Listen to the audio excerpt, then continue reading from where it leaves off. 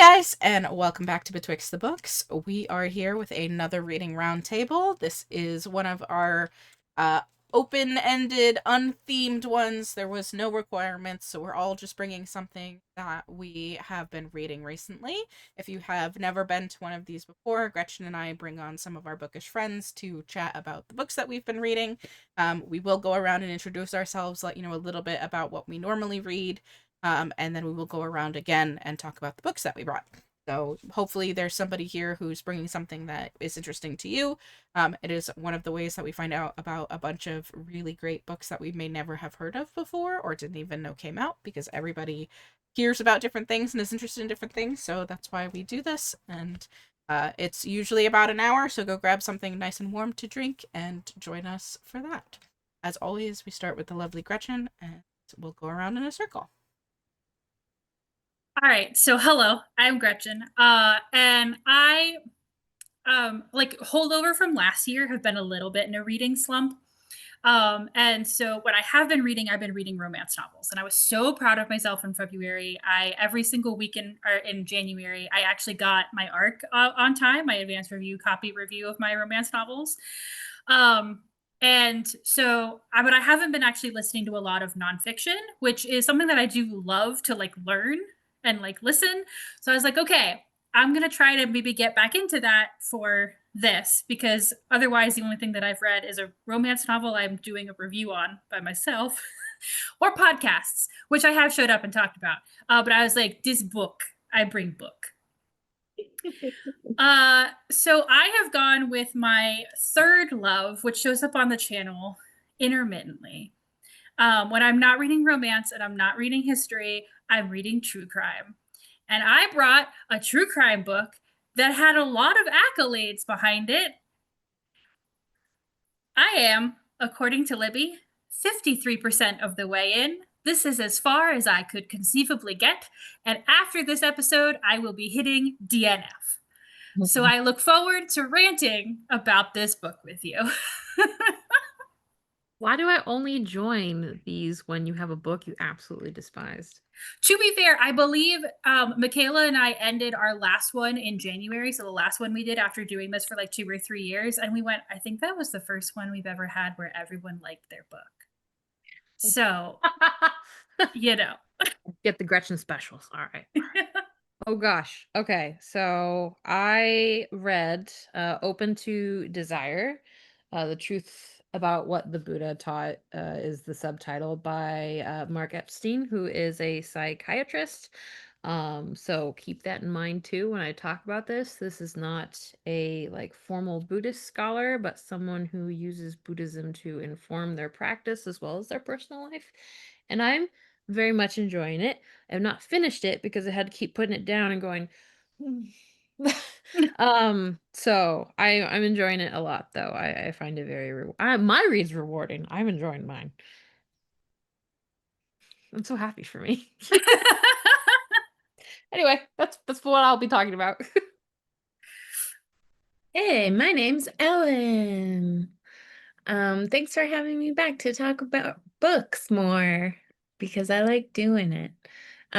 So I usually read horror mysteries. Very rarely do I read romance. And surprise, I did bring a romance. I did bring a witchy tale.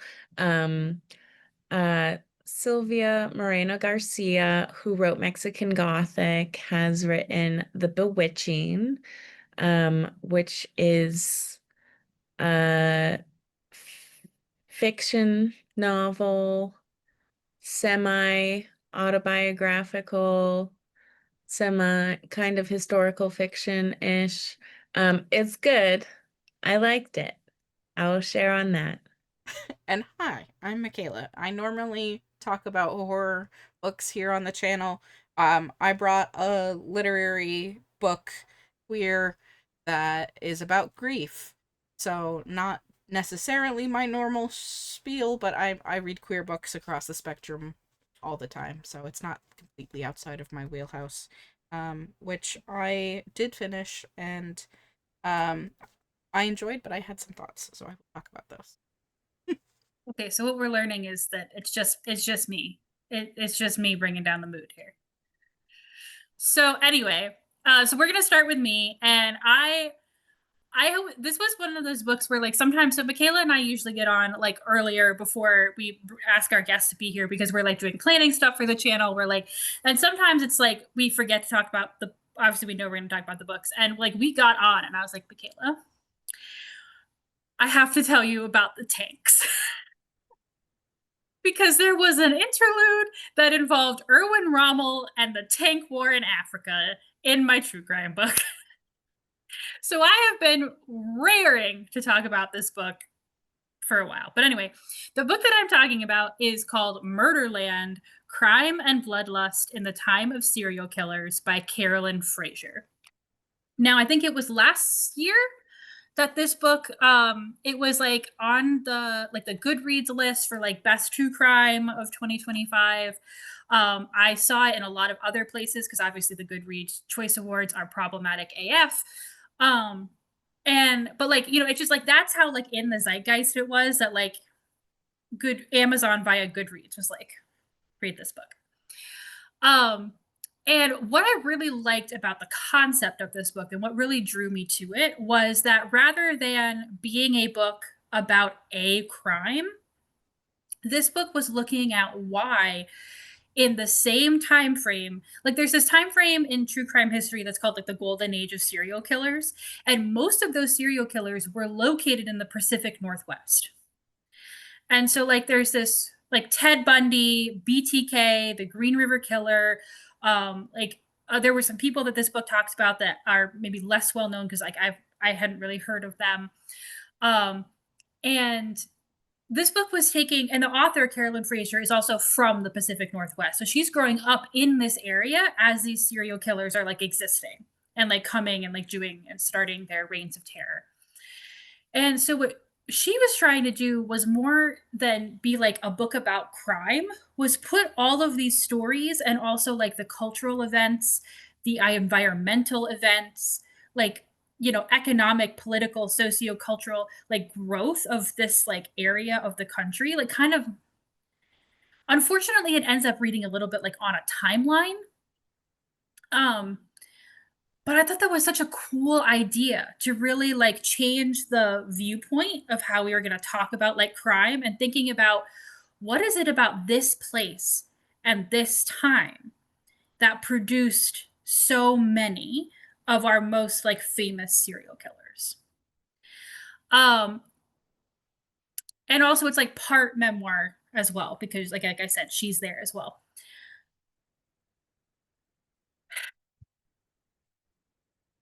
The book starts so slow. And it's like describing geological rock formations in the Pacific Northwest and how they grew. And also, listen, I don't like usually literary fiction. It's a very hard sell for me. And there's something with literary fiction where some people write it like they are trying to write literary fiction, right? Like it doesn't really flow, but like they're clearly trying to be like, and the rocks glowed in the sunset and the blah, blah, blah, blah. And it's just like, it just feels pretentious. And that's how this felt. And so it's like literary fiction, try hard about geological rock formations for like 20 minutes. And I'm like, where's the murder? Why are people not dead yet?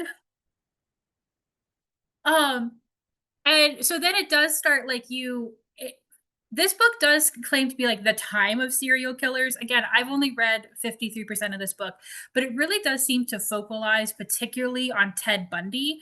And I don't know if it's because during this early period he was the most active, if we have the most information on him, but it's like, here's BTK doing his thing, Ted Bundy, Ted Bundy, Ted Bundy, Ted Bundy, Ted Bundy. And like, here's like, you know, this guy doing his thing, Ted Bundy, Ted Bundy, Ted Bundy. And I'm like, okay. I mean, yeah, Ted Bundy was really bad. But again, like it starts to feel like a book about Ted Bundy with other things happening around it. And then, like I said, it's like it reads like a timeline. And it's like And then this company started mining zinc, and there was terrible pollution in the air. And then citizens got together to try to like block the pollution. And then Ted Bundy killed a person. And then there's this entire interlude about how, as a child, she wanted to kill her father. Yeah.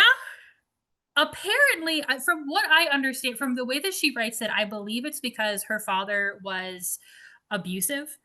If not physically, I think there's some suggestion he was physically abusive towards her mom, but definitely like an angry person. Um, but I was like, okay, you've gone on this whole tangent, but you went into like very specific detail about the murder and sex accident to a child by BTK. And like, then we're like doing this literary conversation about this entire plan you had to kill your father for reasons that I think I know. She was going to take him out of the boat and push him into the water, then drive the boat away. So yeah, I'm just like, what's happening? But then there's like no description. It's like, and then I wanted to kill my father by pushing him off the boat. And then Ted Bundy killed a girl. And then there was more pollution because we started like mining for copper. And then there was, and I was just like, what is happening, guys? What's happening? And so by the time you get to the middle of the book, and it's like, again, been talking about Ted Bundy a lot and how many people he's killed. And by this point, he's moved out of like Tacoma and he's moved into like the Utah area and he's doing stuff out there. And then it just goes interlude. And then we start talking about Erwin Womble and the tank war in Africa. Now, Why? this is a great question. What is insane about this book is that this interlude that starts with describing in detail the tank war at El Alamein is actually ends up being the most comprehensive part of this book. Because essentially what I think the author is trying to get at is she's not only talking about like, in this first part of the book, she's talking about all these environmental pollutants and like the way that at the time that these serial killers were growing up, it was like normal to like eat lead essentially because there was so much lead in the air. There was like, you know, and so talking about like, she doesn't come out and say it, but I think one of her potentially at the end of the book would be one of the reasons that we have so many people who were predisposed to violence was because of this like mass pollution that they grew up in as children. But the point about the tanks is also about how the reason that while they were growing up, there was so much like industrialization around mining and like all this like stuff was because World War II took our industrial like capacity from 0 to 60, right? And all of a sudden we start becoming a world leader in the production of some of these metals, but also then a world leader in some of these pollutants. But also as a reminder that all of these serial killers were born in either a year in which World War II was happening or right directly after. So there's something also about that, like this culture of like men who are returning from war, you know, are their fathers, you know. Some of them then end up in going to Vietnam as well because like they like span that. So that is like maybe the only part of the book where at the end of that interlude, she actually like comes out and like says in plain English some of the connections that she's trying to make in a way that felt like writing and not a listicle. So believe it or not, the tank interlude, one of the better parts of the book. So yeah, this is just, first of all, I'm listening to it. Absolutely, you cannot listen to this book. There are too many people. There are too many things happening. I cannot remember the names of some of these people because they just like, and then BTK did this, and then this guy did this, and then this guy did this. And like, I recognize like Ted Bundy, BTK, but like some of these people who are like serial killers operating in the same, I don't know who they are. And by the time their name comes back around, I've completely forgotten that they've murdered somebody already in this book. So yeah, you'd need to read it. And then this writing just doesn't work for me. It is just the antithesis of everything that I want to read, which is really unfortunate because I think this book has a lot of promise as a concept. And it's really interesting as like a thought experiment to think about how pollution and cultural effects and like poverty and jobs and like created this moment, which is really really interesting. But oh god, I'm not finishing this book. I can't do it. I tried to, basically the only reason I got to 53% is because I was like, I knew I would be here and I wanted to talk about as much as possible. I'm done now. I've done my duty. I can't do it no more. So that's my book. And if anyone here or anyone watching has a recommendation for a different book that is similar but better, please help. It almost sounds like those walls with all of the pictures and strings, like maybe got made into a book. So that's how she describes her writing process. Like in the introduction of the book, that's what she is. She literally spends 15 minutes describing that as like a thought concept. Oh my God. So yes, you are correct. Yeah. And I'd forgotten about that until this moment, actually. I mean, I think that also, like, maybe the fact that maybe her editor was like, we need more of you in this. And she was like, okay, I'll talk about maybe wanting to murder my father, but I'm not going to say why.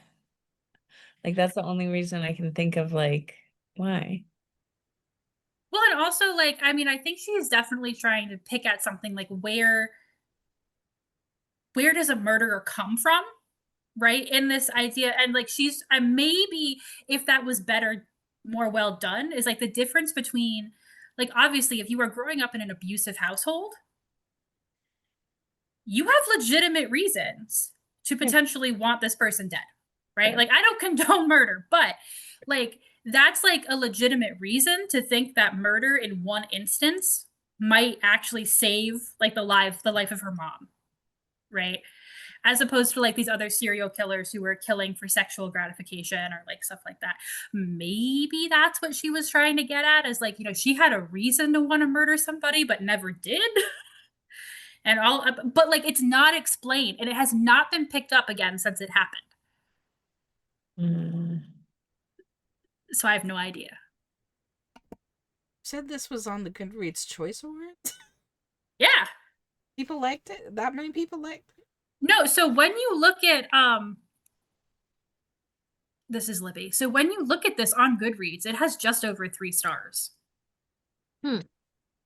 So I'm also not clear on who is in charge of putting these books in front of people's eyes. Yeah, because I was like, I thought that they had to have like a 3.5 or better star rating and like a certain number of reads as well. Be even up for the Goodreads Choice Awards. I mean, the Goodreads Choice Awards are corrupt as fuck, but I mean, okay, I'm wrong. It's got a 3.8, but I also don't know what it was when it was up for. Yeah. Oh, that's right. This was another reason I wanted to read this book. This author won the Pulitzer Prize. Another one, huh? Another one of those for prize awards. A book called Prairie Fires, which I remember being really, really well reviewed. Huh. Maybe Gretchen should stop reading prize-winning books. They don't seem to be creating joy in your life. You know, I knew that about the Man Booker Prize because every single time Michaela has made me read anything adjacent to that award, I have hated it with every fiber of my being. But like... These aren't sparking joy. Listen. No, I mean, again, the Goodreads Choice Award is normally like pop fiction, right? Like, not whatever. Again, the concept of this is such a cool idea. And as someone who really, like, I do watch and ingest a lot of true crime in some fashion, but I also like to, like, not like to, but like, I think we need to, as a society, think better and more critically about this genre. Yeah. And what we're doing with it. Because at this one point, on one hand, particularly for women, it has saved lives. there are people who listen to this, realize they're in a domestic violence situation, realize they're in a dangerous situation, better like take care of their own safety, stuff like that. It legitimately has saved lives. But on the other hand, it's also, we have a habit of celebrating the perpetrator and forgetting the victim. Yep. And so like a book like this, which was like thinking more like, it seemed to, and I think that she is trying to, again, I haven't finished the book. And so as we all know, in a nonfiction book, it's usually that last chapter where like they bring it all together, right? Which I haven't read. And so I can't tell you what her end argument is. But like, it's such a, I think this is like an important thing to think about, right? Like, and how the mind hunter of it all in a way. But like not just like thinking about it as like what's wrong with this one specific person's brain, and more like how do we as a society create situations in which, like, I'm not saying that they were, they would have been fine if they hadn't been drinking lead, but I think it's important to have these types of conversations. I agree. And not, again, put out another true crime book that's just like, ooh, Ted Bundy's hot. Stop. That was my book. Okay. Not adding it to my list. This is an interesting segue, then, I guess. You chose this. I felt like, ooh, this is appropriate. And I'm like, I'm uncomfortable with it being this appropriate. Okay. So I read Open to Desire, which is partly, so it's not an academic piece. It's not like a overly deep philosophical piece. I mean, for some people it might be, but like it's not overly deep because it's also like just kind of personal, kind of playful with itself. The author has spent a lot of time thinking about desire because he's a guy who had a really hard time reconciling his desires as a sexual being with ideas of like spirituality that were fulfilling and rewarding or whatever. So nothing like crazy creepy showed up on the page. Just gonna say that now. So it will have all the trappings of a book about desire being written by a white man. I just want to say that now because there's sometimes when I'm reading it where I'm just like, I literally, this is not interesting to me. I know you think this is profound, but I was thinking about this when I was 12 years old. But anyway, gosh, totally got distracted. But anyway, so he spent some time in India. He spent some time studying Buddhism under local scholars, under local like spiritual leaders, as well as going on to like he has a medical degree. He's a psychiatrist. He's a prescriber, and he works with Western patients. So he's been on this little bit of a journey where he's an academic. He's in medicine, went to India and stuff, tries to think really deeply about things. Like I'm painting a picture here. Let me see. And when was this published? Let me pull up the date real quick because this will also like give away a few things if you're familiar at all with the genre. Just the pray love part. No eating. Just it was published in 2005. And he was born in 53. So like I'm painting a bit of a picture of the author that's not necessarily complimentary, but it's like it is what you expect it to be. But I will say that it is unexpectedly down to earth considering all those things I just said. And it is very there's a lot of epistemic humility on the part of the author where he will lay out something that he's learned from one text or one teacher or another, or talks about his wife constantly. He's obsessed with this woman. It's fantastic. And it's very nice and refreshing most of the time. And his explorations of the left hand path versus the right hand path The right-hand path would be the ascetic path, the path where you renounce, desires of all sorts all the time. The left-hand path, using desire as an object of meditation. That's the one that he spends more time talking about. And I really appreciate that he sticks as close as possible to I just lost the word. There we go. Buddhist parables that can be used as a meditation about desire. Desire in this, I keep using the word, so now I'm gonna actually define like the position on desire that comes from this book, which is like, I feel, I don't know, maybe I'm more exposed to these things than others, but the whole holding a lotus thing, hands with a lotus, a flower, whatever, something delicate in your hands. Desire is potentially something like that. If you grab for it, if you are pursuing it, you crush the flower in your hands sort of position. If you let go of it entirely, well, then you're always like feeling the sense of lack. And then it comes back and bites you in the ass and you grab the flower anyway and you crush it sort of thing. So this whole thing is a meditation on what is like the most enlightened way to approach desire when it feels like it can just like eat you up alive. And like sex is part of that exploration. Like the cover has titties on it, like stone titties, but titties nonetheless. So, like sex is the thing that he's approaching this from, because he's like, listen, this is where I approached it from. I was thinking about sex when I started my studies, and I'm just going to be clear about that. I'm not going to pretend to be like spiritually above all that and talk about desire for food or desire for enlightenment.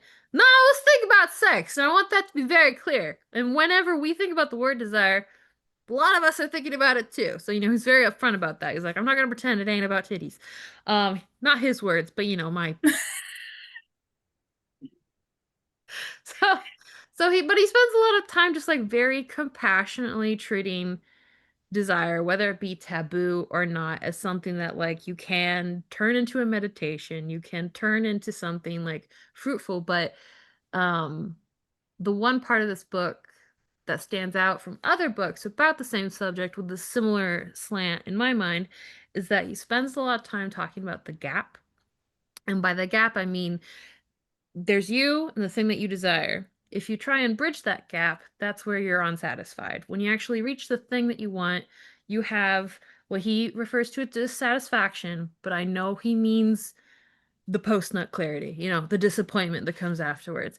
And like, metaphorically speaking, when you achieve the thing you desire, speaking as someone who's graduated with multiple degrees, there is a post-nut clarity after graduating where you're like, wow, I don't feel high as I thought I would.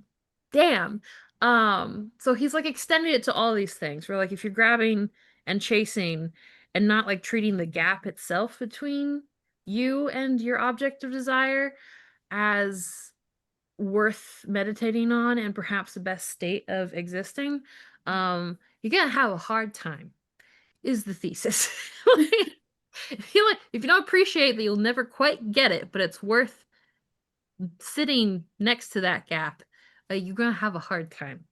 And I enjoyed it. I am about 2/3 of the way through. I haven't gotten to some of his final conclusions on this stuff. Everything I just mentioned is sort of like fundamental stuff. And I feel like, and this is probably because of the time it was published, but it would be more if it spent more time on the taboo. And I've like scanned ahead. There's not like a lot of taboo stuff being brought up, but like desire for all of us. We all desire things to make us go, I don't know if I should like ever mention that even to myself out loud. I think people who read and write horror probably understand this better. I'm totally calling you out right now, Kayla. Might understand this better than others. There's this like thing in our brains. Most of us desire something that's taboo, uncomfortable, unpalatable. And like there's that gap between the thing that we want to experience and us, and being able to like use things like meditation or fiction or like even nonfiction. Like true crime is really popular for a reason. Like we want to know about horrific things. And so I feel like this book is very like milk toast compared to what it could be. It could be spending more time on the taboo. And I can tell this guy kind of wants to talk about the taboo. I'm glad he didn't, because I don't care for this particular guy's idea of taboo. I can kind of tell. I don't care about what, because he's just giving me enough hints where I'm like, I hope you keep that between you and your wife. That is all I have to say about that. And I am, I'm terrible. When men talk about their desires, I'm very disinterested. I'm sorry, Mark. But anyway, but if I spent more time on meditating on desire for the taboo in the same framework, this left-handed path, Buddhist path thing or whatever, I think it would have been more valuable as a read. It's pretty milk toast. If you are familiar with the genre already. If you're not familiar with the genre, which is just white people talking about Buddhism and how to make it work in their life, it could be profound.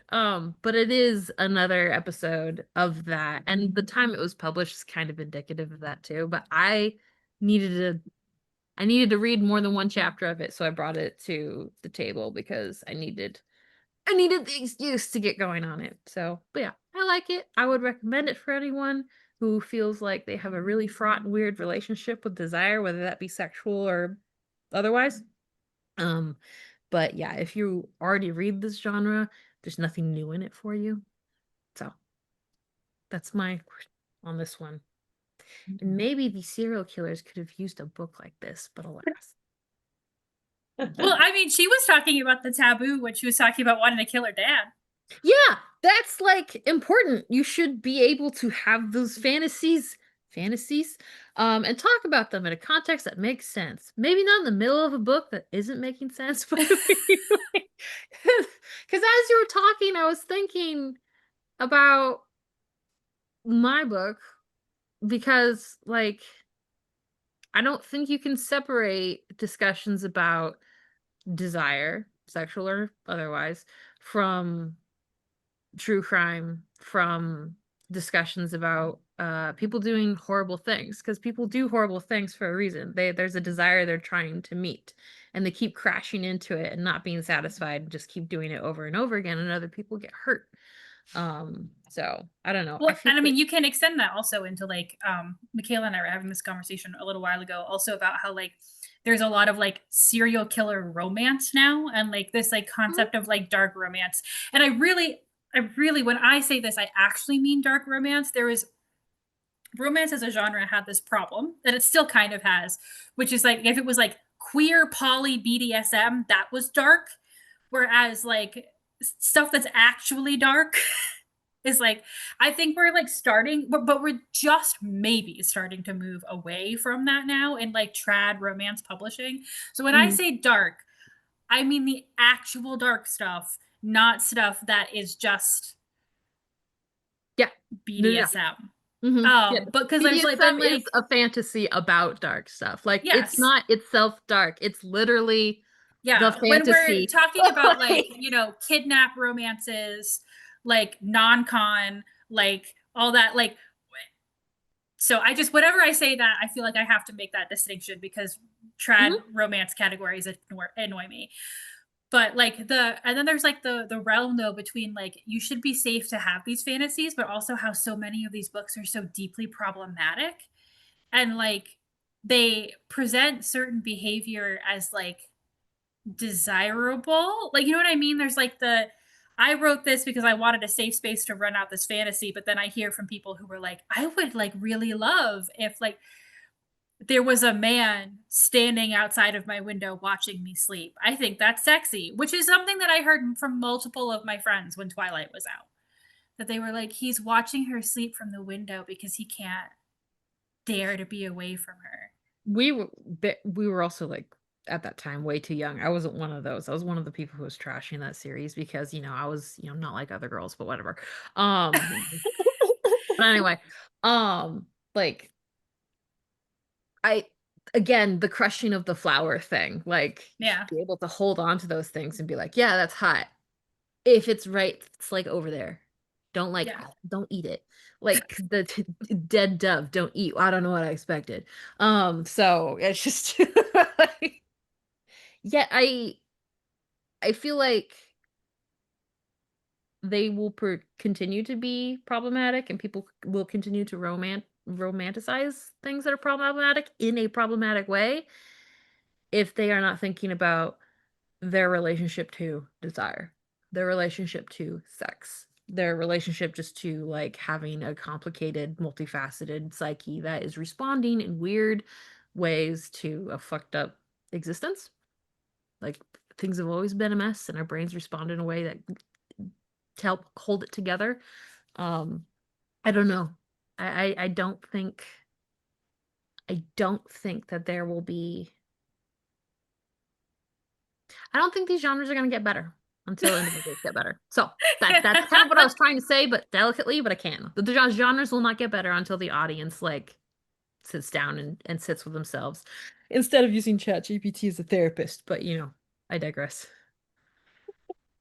But I mean, that's also why all literature is like a representative of the zeitgeist. Like you said, like there are books that were like considered really profound when they came out, and now we look at them and we're like, woof, what? Wait, woof. what are you doing, white boy? Whoa. Yeah. Killing people, apparently. Or doing drugs with their wife, like Mark. Anyway, that's me. I'm done. Ellen, would you like to save us? Sure. I want to say, like, muting myself. Erika, as soon as you were like saying, like, the gap, I was like, oh yeah, the thigh gap. And then it was something completely different because I thought we were like You're talking like titties. that kind of gap. Not that gap. And then also we were talking about like meditation on like the bridge between you and your desire. And I'm just like, if I think too much about my dissertation, I won't do it. Like I need to not meditate on it and just do it. I don't know if it's your dissertation that you desire or it's completion, but sorry, Gretchen. I'm so sorry. Okay. Speaking for myself, it's completion. Please, I wish to complete. I just want this to be over. Just most Free. unsatisfying completion. It's fine. I don't even expect post-nut clarity. I just I expect almost to thought be you were done. gonna fall out of your chair, which is why I was apologizing. I know I was talking to you, Ellen, but like I saw Gretchen just fly off the screen for a second. I was like, No, oh no, this chair rocks. Sorry. okay, yeah, no, yeah, no. I don't think the object of your desire is your dissertation, ma'am. Just say. Sorry. Desire for this to be gone. Okay. Oh, right. Yes, we desire for it to be gone. Absolutely. Okay, so we're moving on to fiction from our nonfiction friends. Hey, I think I read at least 11 nonfiction books last year, and I was like, that's more than I thought. Wow, good for me. But yeah, I don't have a nonfiction goal this year, and I won't be reading either of those titles. So, um, I'm just gonna read what I want, which is dark academia, horror, and witchy shit. And The Bewitching is definitely one of those books. So The Bewitching is by Sylvia Moreno Garcia. And if that name sounds familiar, it's because she also wrote Mexican Gothic, which I enjoyed. Some people had a lot of mixed feelings about. I definitely enjoyed that book when it came out, and I read it for a book group. Shout out to War and Peas book group where we cooked stuff that had to do with the book that we read. So The Bewitching takes place in 3 timelines. So there's the main timeline that follows this young woman named Minerva, and she is a graduate student at a North Shore small college in Massachusetts. Um, and she just so happens to be studying like horror fiction like H.P. Lovecraft, Shirley Jackson, even Stephen King. And the whole time I'm like, I know what college this is. I know what they are. I know what they're talking about. It's definitely set in Beverly. It's definitely in DeKalb College. So, and which was confirmed in the afterward. And I was like, yeah, okay.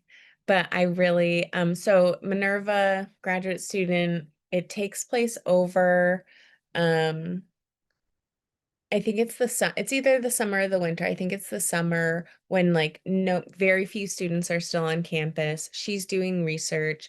She happens upon this opportunity to go into this woman's home who has some archives from this one author that wrote this piece, this one novel called The Vanishing. And her name was Beatrice Tremblay, I think. Betty Tremblay. And so that leads us into the second timeline, which is years and years and years ago, not that long ago. I think it was like the 30s or 40s, at this same college with these friends. So it was the woman who has the archives, Carolyn, Beatrice Tremblay, who is the author, and then their other friend, Carolyn or Caroline, who, no, Caroline is the person who has the archive. It was Ginny, who actually disappeared. And Beatrice wrote this book on the vanishing, so they don't know why she disappeared. But underneath all of this are these witchy vibes that are coming up. And in the like main timeline, Minerva is thinking about all of the time she spent with her great grandmother, Alba, and how she would say to her, in my time, like there were still witches. And then it goes back to, I think it was like 1904 when great grandma Alba was growing up in the countryside of Mexico, and very witchy things were happening. Her brother disappears, animals on the farm start dying. This boy that she likes is like, oh, it's definitely witchcraft. And even her father would engage in some sort of like spell work over the crops, but her father died earlier before the novel started. And they even interact with these women who are said to be like witches, and try and get some healing or protection spells. Anyway, so back to the main timeline. So she's thinking about all of this stuff. She also has these premonitions that were gifted to her from her great grandmother. So she could feel like, oh, if she has a headache or like tingling on the back of her neck, like that's, oh, the premonition that witches are around. So also Minerva is an international student, so she's studying from Mexico City. I don't want to give too many things away, but like the way that everything fits perfectly together makes my brain so happy. And also, I kind of like when I can predict what's going to happen before it happens, which is exactly what happened.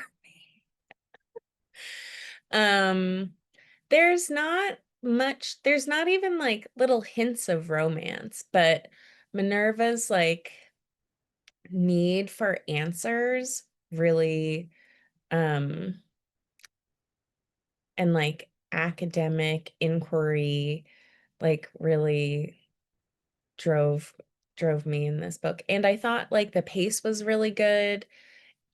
I would say that the characters are developed pretty well. especially in Minerva's timeline. But the plot in the other two timelines, I think, really drives it. And overall, it's a little bit different than other like horror mysteries that I've read recently. It didn't go on forever, which I loved. Yeah, recommend. So Oh, as but sorry, I do want to say there are trigger warnings. So if you are thinking about reading this book, there is animal death. Some of it is um not happy. Well, there's no happy animal death. I put it out of its misery. Yeah, some of it's a little bit more detailed. And then also incest and there's also sexual violence. So just trigger warning if you're sensitive to those things. So I'm But curious, since you read Mexican Gothic, yeah. is it like a similar vibe? Is it different? Do you think that people who liked Mexican Gothic will like this one? Or is it like, I'm always curious what people like, is it a similar vein or is it different?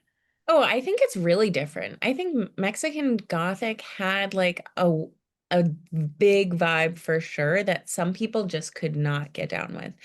Um, I felt like Mexican Gothic was more like magical realism and like you just had to opt into that in order to enjoy it. Um, Whereas the Bewitching is more just like a story.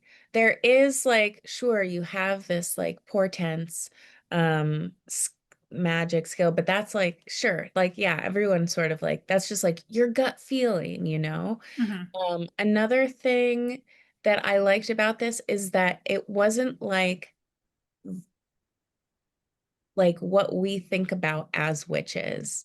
It was very steeped in her own understanding of a witch from growing up in Mexico and those, groups of people that may or may not have existed, drank blood. So it was a little like vampire-y too. Um, but it was just like a very interesting, take on what, you know, a different a different view of like what a witch could be and why they act the way they do. But if you liked Mexican Gothic, I'm not sure if you would definitely like The Bewitching, yes or no. I liked both. I was gonna say, I feel like this author likes to do different things every single time. Like, this is definitely not an author where, like, you go to read the same story over and over again with, like, variations on a theme. Like, she very much seems to be like, I'm gonna do something very different with every single book that I put out. And I kind of appreciate that in an author when they're like, Yeah. now we're doing something interesting and neat every single time. Mm. Yeah, I feel like there's such a trend now of like you have to like do the same thing again that you did well last time. But like I remember I've met I don't know where they are right now. They're on the shelf somewhere. Melinda Lowe, whose entire thing was I'm gonna write queer stories in every single genre in YA. So every single genre is like she's done fantasy, she did sci-fi, she did historical fiction, she did horror, and just because the entire thing was there's gonna be gays everywhere. And like that's fine if that's the ride that you want to go on, but obviously if you're like trying to like grow a fan base, Mm. that could be difficult. So I was just curious because I know Mexican Gothic was like very talked about for for good and for bad. My turn. Yeah. Your turn. I'm gonna apologize in advance. My section might be a little bit choppier than everybody else's because I'm sick, so I'm coughing. So if that's happening, I'm so sorry. And sorry to Gretchen in advance for having to edit it, but I'm gonna do my best to do this. Okay, so I am going to talk about Ghostfish by Stuart Pennebaker. This is a magical realism literary book about grief. Gretchen would hate it, which is fine. Not for her. Um, I like if I was going to do an elevator pitch of this one, I would say if you took the TV show Girls and Grief is a Thing with Feathers and like smashed them together, that's what this is. Because it's very much like messy young adults in New York City, but also one of them is seeing a ghost fish that is her dead sister. Uh, so that's where we're at. The story follows Allison, who has lost everybody. Her dad was never in the picture. Her mom died when they were in like middle school-ish age. She was raised by her grandmother. Her sister died when they were in high school.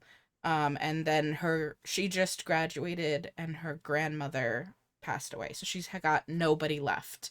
And she's decided that she's just gonna pick up her life and move to New York City and try and do something different because she can't like live in this house that she lived in with all of these people who are gone now.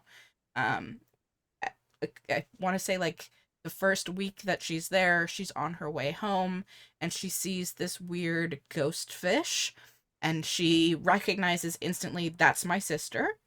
So she catches the ghost fish in a pickle jar that was like in the apartment that she's subletting with a bunch of other roommates, and then keeps the ghost fish with her or in her room throughout the course of this novel. And obviously, the ghost fish is a metaphor for her grief of her sister's death and like trying to come to terms with what's going on. So the literal times where she is in her room with the ghost fish is meant to represent all the times that she's not going out and doing something with the people that she's meeting and so on and so forth. She gets a job at a restaurant for a hotel where she's the like a hostess, and she's pretty good at that job, and most of the book is her um becoming infatuated with one of the servers, who is Gabrielle. Gabrielle is like the life of the party, like everybody at work loves her, and Gabrielle sort of takes a liking to Allison and tries to take her under her wing as like this new person in the city. And over the course of the book, the two of them will fall in love. Um One of the things that I really appreciated about this was that love didn't fix the grief. It was more so that the grief was getting in the way of the love, because every single time they sort of started to get close or she took a step towards going to this relationship, her guilt about leaving her ghost fish alone and that possibly harming the ghost fish was getting in the way. So this was a story about her learning to reach out to the people that she's interacting with, whether they were her roommates, other people at work, or Gabrielle over the course of this book. It was her trying to let go of this obsession with I can't let people know me or see me or realize that I'm all alone. It was beautiful. I have so many sticky notes. I don't know if you can see all of my little sticky notes there. It was really beautifully written.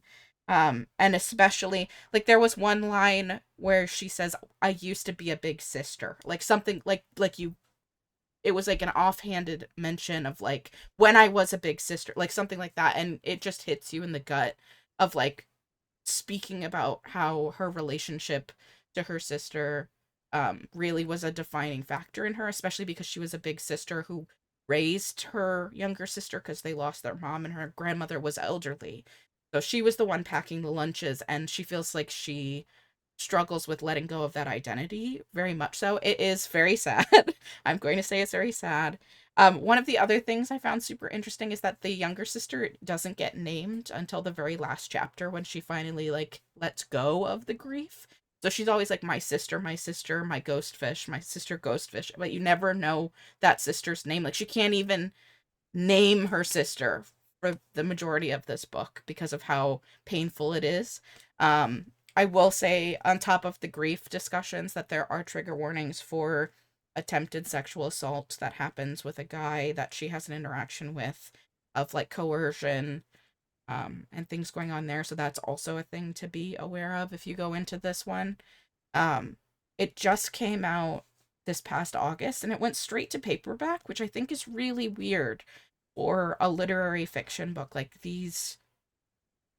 I feel like it feels to me like it should be up for awards because it does such a good job of talking about the ways that um like grief in general can kind of hold you back from living your life, and how you yourself become a ghost in the machine that you're living in. Like, you show up and you're there, but you're not interacting with people, you're not connecting with people, and you feel at a distance.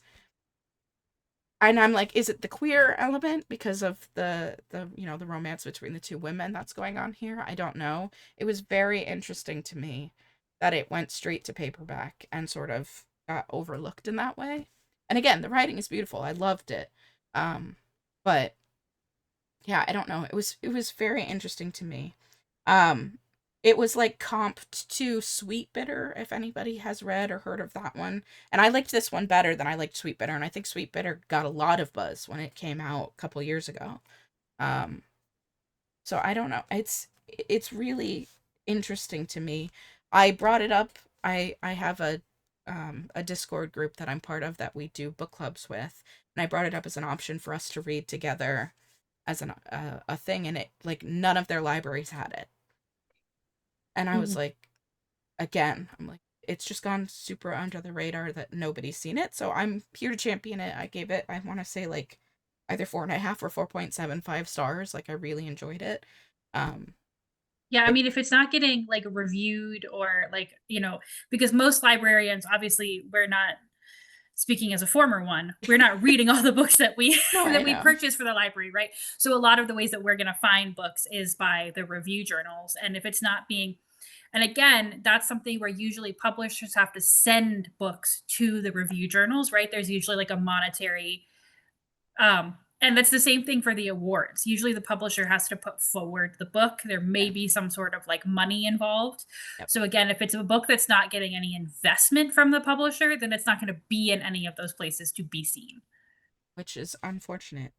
And it's not like it was a small publisher. It's Little Brown and Co. So, like, not like a huge publisher, but definitely still like a trad pub, pretty big publisher there. But I loved it, and I want more people to read it, I think. I'll read it. Yeah, it was definitely worthwhile in my eyes. It was blurbed by Marie Helene Bertino, who Gretchen and I got to meet in person back in Ithaca. So that's super awesome. Um, that wasn't why I picked it up, but I just saw that and I went, "Oh, I know that person." But yeah, I really appreciated it, and it's relatively short. It's just over 200 and something pages. But it was, like, really beautiful. And again, I appreciated that it wasn't like the romance fixes the grief. It was actually much more of a focus on um how we can heal and let go of grief, and how Yeah. that affects you. I mean, I know this wasn't a romance novel, No. like capital R, No. but like if I read one more of those in which the kissing fixes like mental health or grief, I will throw the book straight into the river. Straight into the river. Um, I have a question. sure. Does this fish have to stay in water? Like, where does the fish exist? Where she's like, there's my dead sister. It's in the pickle jar. She does have to, like, Fish you out of the East River. it's interesting because the fish itself, when she meets it, is just kind of swimming through the air. But Okay. as she holds on to it, it needs to be in water, and also it does sicken if she doesn't, like, refresh the water. So there's, like, a couple of scenes where, like, she stayed over at Gabrielle's house and then has to, like, rush home and is, like, terrified that her sister is dead in the pickle jar, and is, like, sobbing in the bathroom while the shower is running into the pickle jar to refresh the water to hopefully revive her sister. So it definitely needs to be in water. Yeah, I'm Erika. I have a baby sister. I can't handle it. No, yeah, it's definitely, Whew. like, not for everyone. It's, as an eldest child, I also, like, felt that, like, Emotional damage. it hits you where you get to be like, yeah, no, I it would be absolutely devastating to have to live in a world where I can like yeah. barely handle like Gigi Perez talking about her sister like in her music. Like Yeah. Especially it's not 100% confirmed, but it's implied that her sister committed suicide. So she has a lot of in the guilt about midsummer. the way that happened and how she wasn't there for her sister. So then that compounds with like she's not being there for the fish. So she'll like spend days where she's just watching Golden Girls with the fish at home and not If I talking to don't grieve people. you constantly, I failed as a sister. Yes, exactly. Yeah. Eh. Yeah. But it's also very Yes. clear that the fish is also trying to get her to move on. Like that's the point of her sister being back here.